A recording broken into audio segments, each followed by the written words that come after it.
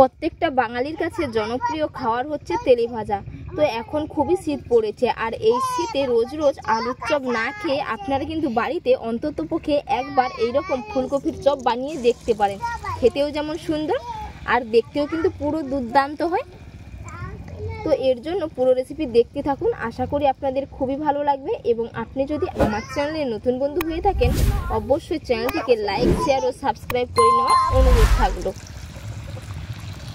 গুলো কত সুন্দর হয়েছে আর কালারটা খুব সুন্দর এসছে এবং কতটা ফুলে গেছে, আর চপগুলো কিন্তু দারুণ মুচমুচে হয়েছে। তো আমি আপনাদের দেখাবো কতটা মুচমুচে হয়েছে চপগুলো। শীতের সন্ধ্যায় কিংবা সকালে গরম গরম চপ সাথে মুড়ি খেতে পুরো দুর্দান্ত হয়।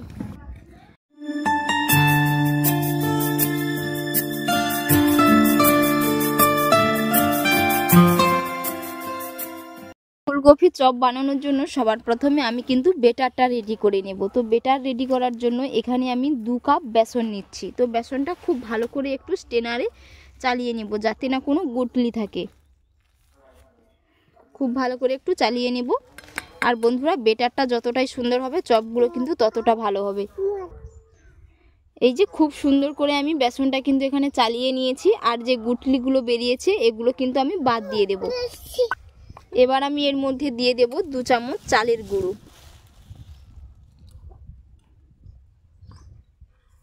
এবারে দিয়ে দেব পরিমাণ মতো লবণ। এর মধ্যে এবার দিয়ে দিচ্ছি 1 চিমটে হলুদের গুঁড়ো ভালো কালার আনার জন্য। এবার এর মধ্যে দিয়ে দিচ্ছি 1/2 চামচ কালো জিরে, 1/2 চামচ লাল লঙ্কার গুঁড়ো। এবার আমি সমস্ত উপকরণগুলো ভালো করে একসাথে মিশিয়ে নেব। আর বন্ধুরা, আপনারা কে কোথা থেকে রেসিপি দেখছেন অবশ্যই কমেন্ট করে জানাবেন, এবং আজকের রেসিপি যদি আপনাদের ভালো লেগে থাকে অবশ্যই একটি লাইক করে দেবেন। তো এবার এর মধ্যে আমি জল দিয়ে দেব। তো যেই কাপের মাপ করে 2 কাপ আমি বেসন নিয়েছি, ওই কাপের মাপ করে 2 কাপ প্রথমে জল দিয়ে দেব। প্রথমে আমি 1 কাপ জল দিয়ে দিচ্ছি, দিয়ে খুব ভালো করে মিশিয়ে নেব। আবারও 1 কাপ দিয়ে দিচ্ছি। বেটারের মধ্যে আমি 2 কাপ জল দিয়েছি। তো বেটারটা খুবই ঘন দেখাচ্ছে, তো এর মধ্যে আরও আমি 1/2 কাপ মতো জল মিশিয়ে নেব। আরও 1/2 কাপ জল মিশিয়ে দিলাম। এবার আমি বেটারটা খুব ভালো করে 4 থেকে 5 মিনিট ফেটিয়ে নেব। এই রকম হ্যান্ড উইচ দিয়ে খুব ভালো করে আমি বেটারটা ফেটিয়ে নেব। বেটারটা খুব সুন্দর করে ফেটিয়ে নিয়েছি, আর বেটারের ঘনত্ব কেমন হয়েছে সেটাও আমি আপনাদের দেখিয়ে দিচ্ছি। তো একটা আমি চামচ নিয়েছি।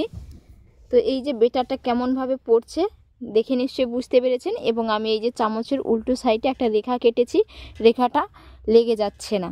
তো এর মানে বুঝে নিতে হবে বেটারটা কিন্তু খুব সুন্দর হয়েছে। এবার এটা আমি 15 মিনিটের জন্য ঢাকা চাপা দিয়ে রেস্টে রেখে দেব।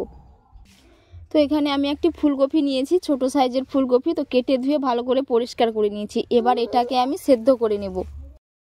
দেখি কপিগুলো আমি খুব ভালো করে এই যে সেদ্ধ করে নিয়েছি, দেখে নিশ্চয়ই বুঝতে পেরেছেন। এবার আমি এখানে কয়েকটা গোটা মশলা নিয়েছি, এটাই হচ্ছে স্পেশাল মশলা চপ বানানোর জন্য। তো এগুলো আমি শুকনো খোলায় ভেজে নেব। তো এর জন্য এখানে নিয়েছি গোটা জিরে, গোটা ধনে, গোটা পানমৌরি, গরম মশলা আর কয়েকটা শুকনো লঙ্কা নিয়েছি।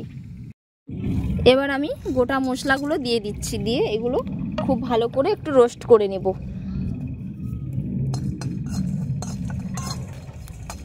লঙ্কাটা খুব সুন্দর হয়ে রোস্ট হয়ে গেছে। এবার আমি এগুলো তুলে নেব। এর থেকে বেশি কালার করব না, করলে কিন্তু তেতো লাগবে মশলাগুলো। গরম গরম অবস্থায় মশলাগুলো আমি শিলপাটাতে গুঁড়ো করে নেব। সাথে কয়েকটা চিনি বাদাম নিয়েছি, এগুলোও আমি শুকনো খোলায় রোস্ট করে নিলাম। এবার কড়াইয়ের মধ্যে আমি তেল দিয়ে দিচ্ছি। তো তেলের মধ্যে কয়েকটা গোটা জিরে দিয়ে দিলাম ফোড়নের জন্য। এবার দিয়ে দেবো এর মধ্যে গ্রেট করে রাখা আদা কুচি, অল্প করে একটু হলুদের গুঁড়ো। আদাটা খুব সুন্দর করে ভাজা ভাজা হয়ে গেছে। এবার আমি এর মধ্যে সেদ্ধ করে রাখা ফুলকপি এবং 2টো আলু আমি মিডিয়াম সাইজের সেদ্ধ করে নিয়েছি আগে থেকে, সেটা আপনাদের দেখানো হয়নি। এবার এর মধ্যে দিয়ে দিচ্ছি পরিমাণ মতো লবণ। তো উপর থেকে কয়েকটা ভেজে রাখা চিনিবাদাম দিয়ে দিলাম। তো খুব ভালো করে ম্যাশার দিয়ে আলুটা একটু ম্যাশ করে নেব, আলু আর ফুলকপি। এবার আমি ভেজে রাখা মশলা গুঁড়ো করে নিয়েছি, তো উপর থেকে দিয়ে দিলাম। এর মধ্যে আর কোনো মশলা অ্যাড করলাম না, যেহেতু গুঁড়ো মশলার মধ্যে সমস্ত কিছু মশলা অ্যাড করা আছে। তো এবার সাথে কয়েকটা ধনেপাতাও দিয়ে দিলাম। তো খুব সুন্দর করে রেডি হয়ে গেছে। এবার এটা আমি তুলে নেব। এবার আমি তুলে নিচ্ছি। আর মশলাটা খুব সুন্দর হয়েছে, খুব সুন্দর এর স্মেলও বেরোচ্ছে এর মধ্যে। এবার আমি আলুটা শেপ দিয়ে দেব। তো আলু শেপ দেওয়ার জন্য অল্প করে আমি একটু বেসন নিয়েছি। এরকম করে আলুর পরিমাপটা রাখবো, আলু আর ফুলকপির পরিমাপটা।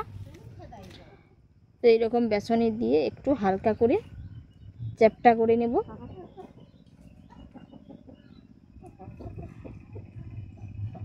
এরকম করে আমি ফুলকপি আর আলুটা শেপ দিয়ে দিচ্ছি।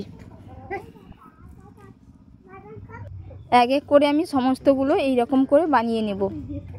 এইদিকে কড়াইয়ের মধ্যে তেল দিয়ে দিয়েছি, তেলটা খুব ভালো করে গরম করে নেব। এইদিকে বেটারটা আমি 20 মিনিটের জন্য রেস্টে রেখেছিলাম, আর বেটারটা কত সুন্দর হয়েছে দেখে নিশ্চয়ই বুঝতে পেরেছেন। এবার আমি চপগুলো কিন্তু ভেজে নেব। এইরকম করে আলুটা নিয়ে খুব ভালো করে কোট করে নেব। এই যে হাতটা মুছে নেব, দিয়ে এবার আমি তেলের মধ্যে দিয়ে দেব। এই যে বন্ধুরা দেখতেই পাচ্ছেন চপগুলো কত সুন্দর হয়েছে, আর কালারটা খুব সুন্দর এসছে এবং কতটা ফুলে গেছে। আর চপগুলো কিন্তু দারুণ মুচমুচে হয়েছে। তো আমি আপনাদের দেখাবো কতটা মুচমুচে হয়েছে চপগুলো। শীতের সন্ধ্যায় কিংবা সকালে গরম গরম চপ সাথে মুড়ি খেতে পুরো দুর্দান্ত হয়। আবারও ঠিক একই রকমভাবে বানিয়ে নেব। তো এইরকম করে একটু কোট করে নেব প্রথমে। এই যে বেসনের গোলার মধ্যে খুব ভালো করে কোট করে এবার আমি বেসনের মধ্যে ছেড়ে দেব। এইরকম করে এক এক করে সমস্তগুলো আমি কিন্তু বানিয়ে নেব। এই যে